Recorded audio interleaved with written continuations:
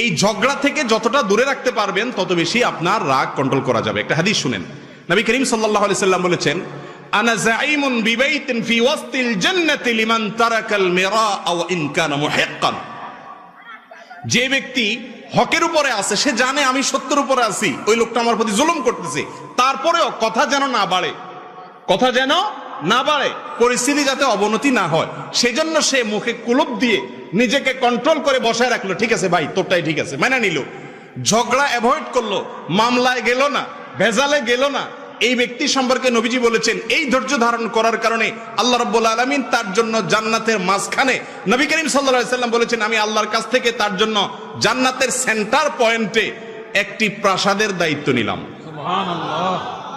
তাহলে জান্নাতের গ্যারান্টি তো হলো জান্নাতের একেবারে সেন্টার পয়েন্টে মাঝখানে একটা প্রাসাদের